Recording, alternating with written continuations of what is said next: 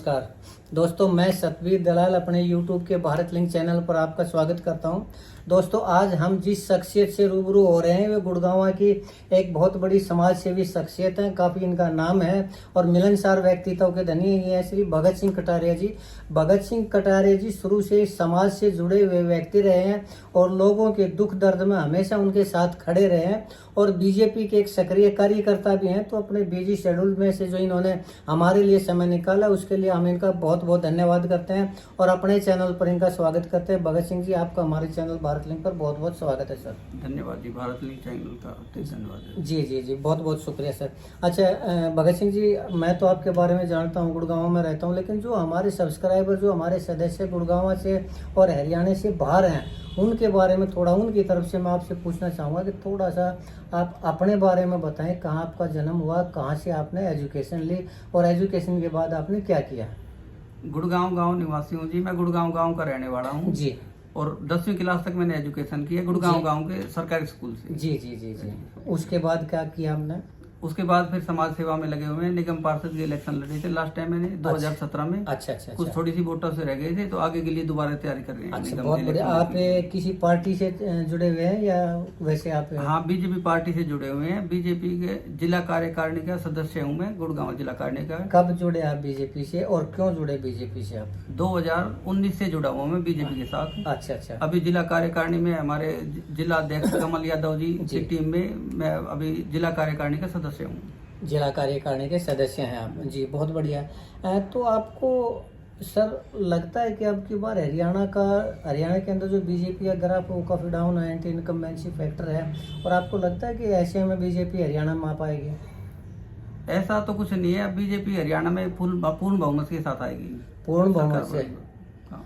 कटारिया साहब, लोगों के पास एक काम धंधा नहीं है, यहाँ पर क्राइम में नंबर 1 है हरियाणा, एजुकेशन का बैठा दिया है, नशे का इतना जाल मकड़ जाल फैल चुका है, और आप कह रहे हैं कि पूर्ण बहुमत से बीजेपी आएगी? बीजेपी ने अपने कार्यकाल में बहुत से काम किए हैं गुड़गांव में, जैसे कि फ्लाईओवर, रोड का काम, द्वारका एक्सप्रेस वे बनाया है। हाँ। सोना एलिवेटेड रोड बनाया। तो गुड़गांव में विकास के कारण बीजेपी के काम टाइम में बहुत विकास कार्य हुए हैं, जिनके नाम पे बीजेपी को वोट मिलेगी। सर, गुड़गांव में मान लो काम किए हैं, तो गुड़गांव में तो अगर आप ये कह रहे हैं कि इतने काम करवाए हैं तो हो सकता है आ जाए, लेकिन एक गुड़गांव का नाम हरियाणा नहीं है।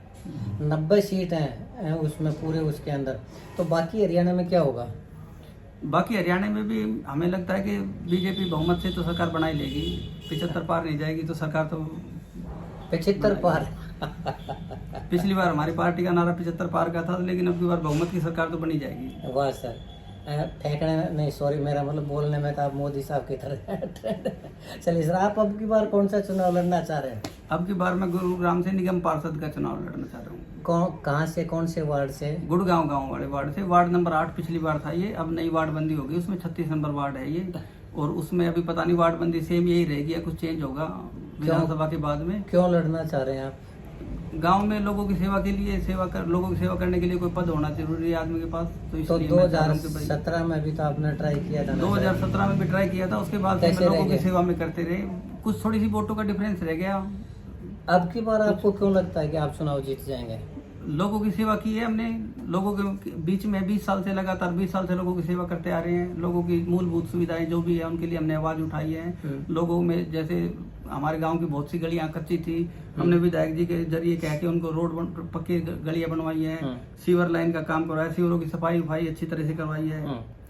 उसमें हमें गांव में काफी विकास कार्य कराए हैं, तो इसलिए लोग बागों के साथ हम जुड़े हैं। तो पब्लिक, गांव की जनता। सर, अगर इतने आपने काम करवाए तो जितनी गंदगी गुड़गांव के अंदर है उतनी गंदगी हरियाणा के किसी भी शहर में नहीं है, तो इतनी गंदगी कैसे होगी गुड़गांव में? वो पिछले कुछ टाइम से निगम का कुछ सफाई कर्मचारियों का कुछ इशू था, उस कारण से थोड़ी सी दिक्कत थी, लेकिन अब सफाई का विधायक ने क्या किया? विधायक जी ने भी काम करवाए काफी सफाई के पर, लेकिन जितना भी हो सका। लेकिन गुड़गांव का तब तो इको ग्रीन कंपनी थी, उसके कुछ काम ठीक नहीं हो पाए, इस कारण से गुड़गांव में गंदगी का हाल खराब है। हाँ, लेकिन सर आपकी बात से चलिए, ये बताइए आप गुड़गांव विधानसभा सीट से किसको टिकट मिलने की संभावना है? सुधीर सिंगला जी। सर, हमने तो सुना है कि सुधीर सिंगला जी के खिलाफ बहुत जबरदस्त एंटी इनकम्बेंसी है। नहीं, सुधीर सिंगला जी बहुत नरम आदमी है, सब लोगों की सुनते हैं और पब्लिक के बीच में रहते हैं। लेकिन बस काम नहीं करवाते। काम भी कराते हैं, इसलिए तो काम इतनी गंदगी कैसे गुड़गांव में? गंदगी के लिए तो निगम काम कर रही है, निगम के कर्मचारी पीछे हड़ताल पे थे, इस कारण से थोड़ी गंदगी का अच्छा, मतलब निगम सरकार की नहीं सुनते, निगम के कर्मचारी सरकार की नहीं सुनते का आपका क्या ये तात्पर्य है? कुछ बीच में कुछ मिस तो हुआ ही है, कुछ ना कुछ, जिससे थोड़ा सा दिक्कत हुई है गुड़गांव में। नहीं तो पहले सफाई का काम ठीक था। हाँ। अब पिछले 1 साल से तो करीब गुड़गांव का काम, सफाई का काम खराब है। हम भी कह रहे हैं इस बात के लिए। चलिए, तो सरकार, आप ये कह रहे हैं कि सरकार को ध्यान देना चाहिए इस हाँ, पर। सरकार को थोड़ा सा इसमें सफाई में के लिए ध्यान देना चाहिए। आपको क्यों लगता है कि आप ये चुनाव जीत जाएंगे? पिछले 20 साल से मैं लोगों की सेवा करता रहा हूँ, लगातार लोगों के बीच में हूँ, लोगों के दुख में, सुख में, काम में, धाम में मेरे से जैसा बन पड़ता है, मैं लोगों की सेवा में रहता हूँ हमेशा। तो इसलिए मेरे को लगता है लोग अगली बार मेरे को अगली बार मौका देंगे। पिछली बार नहीं दिया, आपकी बार जरूर देंगे। हाँ, पिछली बार। और भी तो कैंडिडेट है सर, क्या आपको नहीं लगता? मैंने सुनने में आ रहा है कि एक तो मंत्री का भी, कोई मंत्री का भी लड़का चुनाव लड़ना चाह रहा है, तो क्या सरकार मंत्री के जनता जो है पब्लिक मंत्री के लड़के को वोट देगी या एक साधारण आदमी को वोट देगी? नहीं तो अगर हमेशा मंत्री के लड़के बनते आएंगे तो फिर आम आदमी का तो कहीं कभी नंबर ही नहीं आएगा। और मंत्री ने मंत्री रहते हुए कभी गांव में कोई काम विकास कार्य नहीं किया, तो मंत्री का लड़का क्या काम करेगा? अगर मंत्री का लड़का अगर भविष्य में कुछ लोग बाग उसके बारे में देंगे तो उसके तो पहले ही पर्सनल इशू इतने ज्यादा है गुड़गांव गाँव में। तो वो उनके अपनी जो बढ़ने के बाद ताकत अपने पर्सनल इशू में ही लगाएंगे। वो आम जनता के लिए कहाँ टाइम है उसके पास। अच्छा, आपको लगता है कि आप चुनाव जीत जाएंगे? हाँ, मेरे को लगता है कि बार गांव की जनता मेरे को पूरा मौका देगी। अगर आप चुनाव जीते तो अगला कौन सा वो चुनाव लड़ेंगे आप?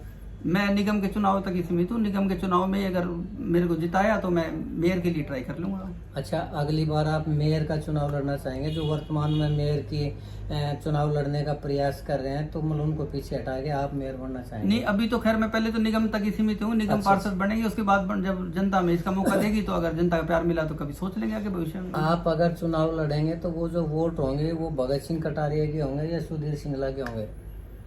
वार्ड में तो लोकल मुद्दे ज्यादा होते हैं, तो इसलिए लोकल ही ज्यादा मुद्दे होते हैं। पार्टी की जो टिकट होंगी वो सुधीर सिंगला जी के रेफरेंस से पार्टी के उससे टिकट वोट मिल जाएंगे। अच्छा, बाकी तो वैसे लोकल मुद्दे ज्यादा होते हैं। अगर आप चुनाव नहीं जीत पाए तो भी क्या अगला चुनाव लड़ेंगे? भाई, अगर नहीं जीत पाए तो लोगों की सेवा तो जो करते आ रहे हैं वो करते ही रहेंगे। अच्छा, जन सेवा तो। और मतलब चुनाव भी लड़ने का प्रयास करते रहेंगे? हाँ, चुनाव का भी देख लेंगे आगे, जैसा भी बनेगा तो काफी टाइम है अभी तो। अभी पहले जो करंट के चुनाव उसको तो निपट लेंगे। उससे नहीं, मतलब ठीक बात है। आपकी भविष्य की क्या योजना है? भविष्य की योजना यही है कि निगम पार्षद के चुनाव के बाद में भाई गांव में विकास कार्य करना है। विकास के जो भी हमारे गांव के काम पेंडिंग है आपने अपने वार्ड के अलावा भी लोगों के लिए कुछ किया या सिर्फ वार्ड तक सीमित है आप? नहीं, वार्ड का हो या वार्ड के अलावा कोई भी आदमी मेरे पास किसी काम के लिए आता है और मैं किसी काम के लिए समर्पित हूँ, कुछ कर सकता हूँ तो मैं उसके लिए सेवा करता हूँ, पूरी कोशिश करता हूँ। अच्छा, बहुत बढ़िया सर, आपने हमें टाइम दिया, इसके लिए हम आपका बहुत बहुत धन्यवाद करते हैं। बस एक आखिरी सवाल मैं आपसे पूछना चाहूँगा, आप समाज को क्या संदेश देना चाहेंगे? मैं समाज को संदेश देना चाहूँगा कि अब की बार निगम पार्षद के चुनाव की मैं तैयारी कर रहा हूँ। अब की बार मेरा गाँव और मेरा वार्ड मेरी पूरी मदद करे और मेरे को कामयाब करे। मैं कामयाब होने के बाद पूरे गाँव के लिए विकास का कार्य कराऊंगा। जी, बहुत बहुत धन्यवाद सर। तो दोस्तों, ये थे भगत सिंह कटारिया जी।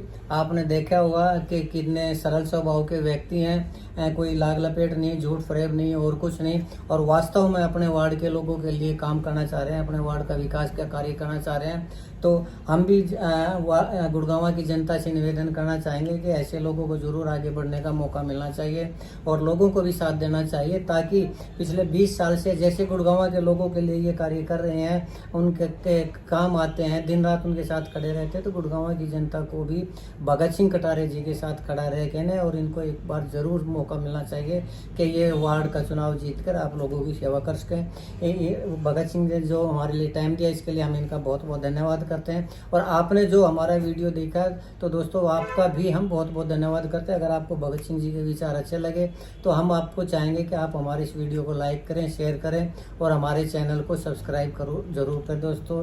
इसके साथ ही भगत सिंह जी का भी और आपका भी एक बार फिर से बहुत बहुत धन्यवाद। नमस्कार, जय हिंद, जय भारत।